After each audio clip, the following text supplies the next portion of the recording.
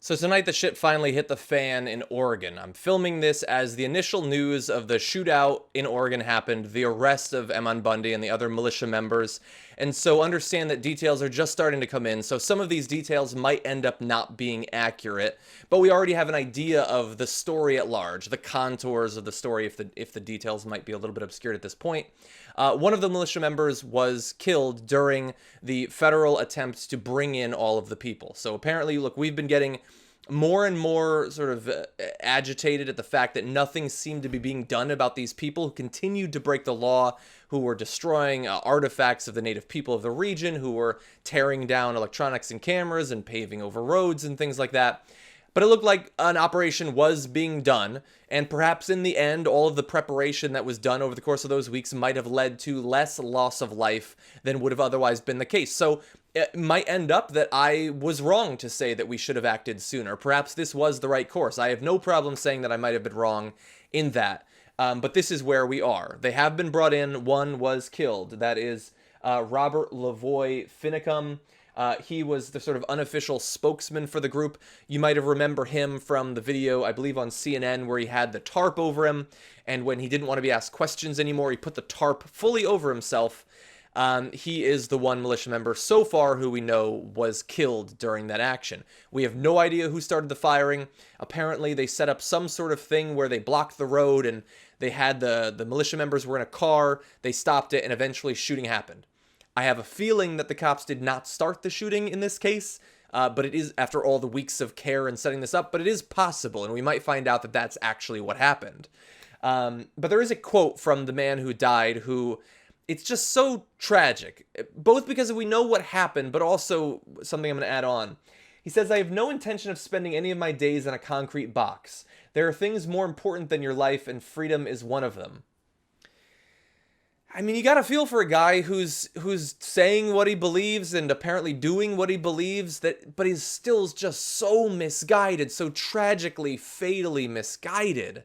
I mean, this guy cares, like people have throughout American history, about our freedom, about our rights, and he doesn't want to be locked up over it. And so, of course, you feel for him in that, because that is a part of the DNA of our country. And there are many people who don't necessarily get involved with militias who still feel that way. I would say that a lot of the people who are very strongly supporting Bernie Sanders, that's how we feel.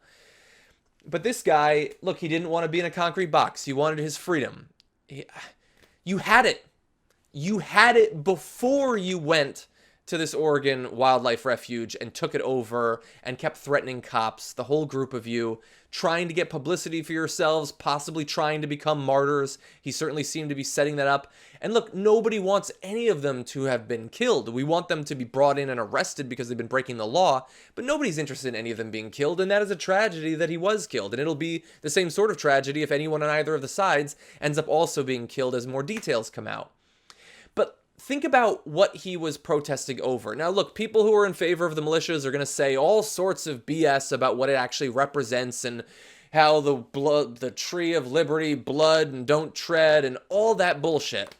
They say that ranchers are having land taken away, either 10 years ago or decades ago, that the federal government is buying up this land and they have to pay to use it. And they go from state to state getting involved in actions that the people actually involved there don't want them to be. Like Ferguson certainly didn't want them in Ferguson, although they weren't there to help out Ferguson. In Oregon, like the people living in that area largely did not want them involved in this. Eventually, the ranchers that they went to help out even said, "You are making things worse," and they didn't care. And then they were there, and then more militias came, because it's not about the actual issues. It's about their vague idea of their own importance and their need to be in the spotlight. And that's why you see in Flint, militias go and say, "We're going to protect the people of Flint. We're not going to allow them to be killed." Dude, the water is messed up because of a lack of government regulation, and that needs to be changed, and the money needs to be spent to make sure that those people are protected in the same way that people from any other part of that state are protected. But people aren't going in with guns to kill them. So they're not protecting the people of Flint. They're going there for their own reasons. And they're BS reasons, man. Like, pay your fucking taxes for using public land for your ranching. Cliven Bundy just wanted to save $1 million. That's why he did it.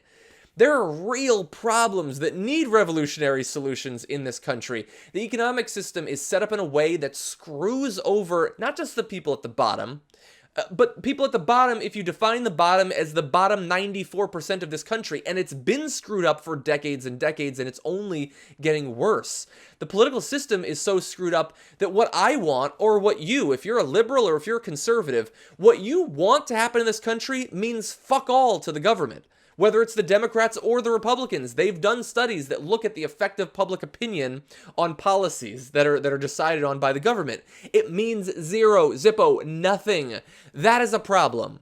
Not the ranchers' rights in Oregon. It's certainly not a problem that needs to be solved at the barrel of a gun. That either I need to die to prove a point or I need to kill you if you try to stop me. There are such huge problems in this country, and they completely miss it. They're being distracted by these fantasies about black helicopters and Agenda 21, and they're becoming sovereign citizens. This is not the solution to our problems. And usually, it's a huge distraction from the problems, but this time it's a distraction with destruction of property, and a man lost his life, a man who did not need to die. Look, I believe that I probably have almost nothing in common with this guy. But he had family, and he had friends, and I'm sure that their lives are now irreparably harmed by his loss of life. But it was a loss of life that simply did not need to happen. He didn't need to go there in the first place, and he was given a million opportunities, he and the others, I'm not singling him out, to leave, to not die. And that's what makes it so tragic, is that it simply did not need to happen. Now, right now, it seems like the situation is under control, but we already have some anonymous representatives of militia members saying that now the entire Pacific Patriot movement is going to be mobilized. Yeah, that's the solution. One of your guys gets gunned down, apparently. God knows what the situation actually was. We're going to find out eventually, hopefully, if there were body cameras. And so the solution is for more of you to organize and try to gun down the police officers and members of the military that you say you respect so much. And they get disrespected. You hate that they get disrespected for shooting unarmed people, but you're going to gun them down, and that's your stated objective. That's not the solution. I hope to God that that doesn't happen anywhere in the country, because the last thing we need is more people to be killed. Obviously, I'm fired up about this. More details will be coming out tomorrow. We're going to be talking about it on the Young Turks on the Wednesday edition. Hopefully, we'll know a lot more about the actual operation to bring in the militia members and what actually ended up resulting in the death of Lavoy Finicum. Anyway, those are my thoughts. Let me know what you think.